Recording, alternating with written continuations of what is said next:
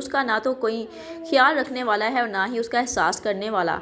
उसकी माँ को ही उसका एहसास नहीं, बल्कि उसका बाप और उसकी माँ तो सिर्फ़ और सिर्फ उस दौलत की वजह से ही वरीशा को यूज़ कर रहे हैं। अब वरीशा के अंदर एहसास महरूमी बढ़ने लगेगी। जबकि महक वहाज को और मुख्तार साहब को एक होता देखेगी तो उससे ये बात बिल्कुल भी बर्दाश्त नहीं होगी। और जब वरीशा को वर्गलाने की कोशिश करेगी तो वरीशा कहेगी कि मैं थक चुकी हूँ, अब मैं ऐसा कुछ भी नहीं करूँगी। अब वरीशा को भी एहसास होने लगेगा कि मैं जिनको अपना दुश्मन समझती रही वो तो मेरे अपने हैं, उन्होंने मेरे साथ कभी भी बुरा सलूक नहीं किया, और अगर मुझे बर्बाद कोई कर रहा है तो वो उसकी अपनी माँ है। उसकी माँ की वजह से ही आज वो इस हाल में है, और उसकी माँ ही उसके बाप की मौत की ज़िम्मेदार भी है, और उसके ददियाल वालों के ख़िलाफ़ उसके अंदर जहर बढ़ने वाली भी उसकी अपनी माँ है। जबकि वह जब महक और महमूद के ख़िलाफ़ सबूत इकट्ठे कर लेगा, क्योंकि वो वरीशा की सारी कॉल्स का डाटा निकलवाएगा, तो मुख्तार साहब को भी इस चीज़ का एहसास हो जाएगा कि उसका बेटा तो बिल्कुल ठीक कह रहा था, और जो कुछ भी वो वरीशा के ख़िलाफ़ कह रहा था वो बिल्कुल ठीक था, क्योंकि वरीशा महमूद के कहने पर ही सब कुछ कर रही थी।